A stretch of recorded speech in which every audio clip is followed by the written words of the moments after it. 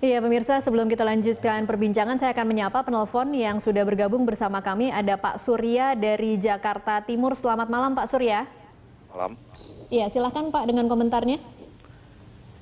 Iya, mengenai kasus UPS ini Pak ya. Halo? Iya, silahkan Pak.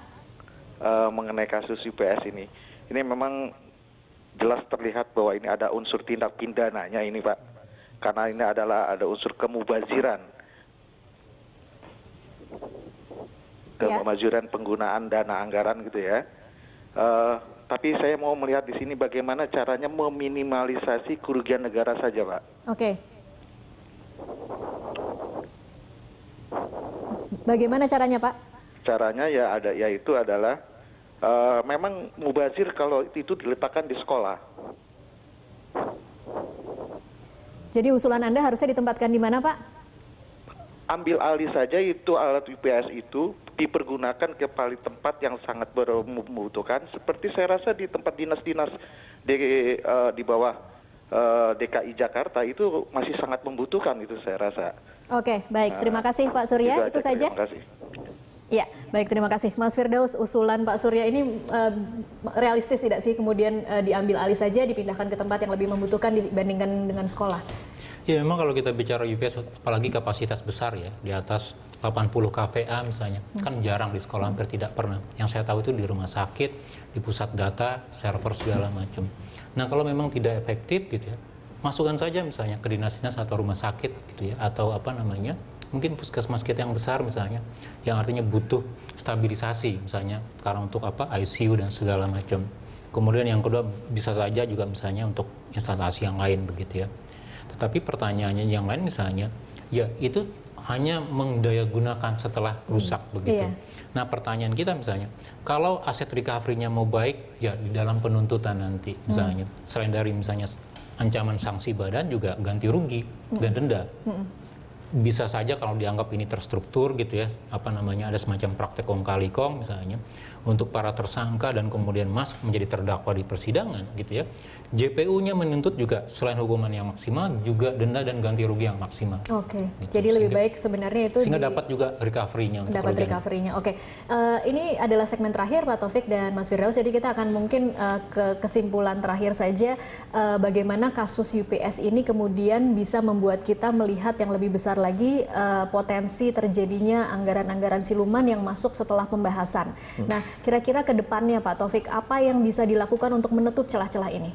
Tadi ya, saya kira kita harus mengawasi dalam 3 kotak tadi. Karena semua ini kan dari sini nih berangkatnya, dari kotak-kotak ini gitu. Kalau kita mau mampu mengawasi, misalnya gini, eksekutif, dia pengusul, dicek apakah usulannya ini ada koordinasi dengan pengusaha atau enggak.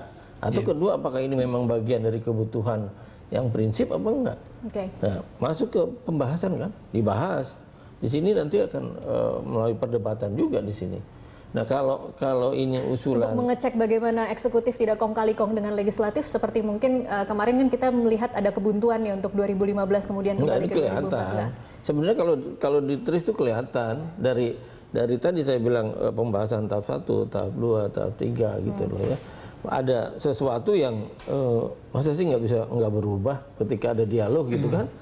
Itu kan berarti ada pengawalan, istilah sekarang mungkin begitu ya, ada pengawalan apa segala macam. Nah nanti sebenarnya kalau ini terjadi, ini kata terakhirnya di sini, pada lelang itu, ini bisa aja nggak dilaksanakan tuh bisa loh. Oke, kalau pengawasan itu terjadi. Iya, misalnya nggak usah dilaksanakan ini, panitia lelang stop, karena dia menentukan pemenang. Ini melihat pemenang, siapa calon pemenang itu di sini. Kan ini kan pakai ULP ini ya. Ini bisa di stop di sini. Itu yang saya kira ya semua mari kita awasi ketiga ini. Ketika pembahasan juga harus terbuka kepada publik. Saya kira itu. Mas Firdaus, ada usulan lain kemudian untuk bisa menutup celah? Ya memang kalau untuk UPS tadi seperti di awal saya katakan, misalnya ada surat dari ULP yang mengatakan harganya tidak masuk akal, dan kemudian 2 PPK mengatakan bertanggung jawab. Apakah itu betul atau tidak tinggal dikonfirmasi nanti dalam pemanggilan keterangan atau saksi dan seterusnya. Nah yang menarik adalah begini, kalau kita bicara dugaan korupsi APBD DKI Jakarta kan tidak hanya UPS, tidak hanya di Komisi E, tetapi juga komisi yang lain. Tadi saya baca sekilas running text gitu, ada semacam satgas bersama. Pak Ruki mengatakan antara KPK, Kejaksaan dan Kepolisian akan membentuk satgas untuk mengusut APBD DKI Jakarta.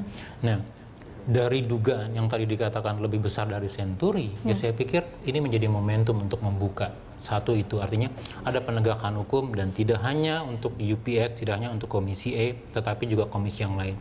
Bahkan dalam catatan kami misalnya di ICW, Komisi D itu juga jauh lebih besar, terutama misalnya untuk beberapa SKPD begitu ya.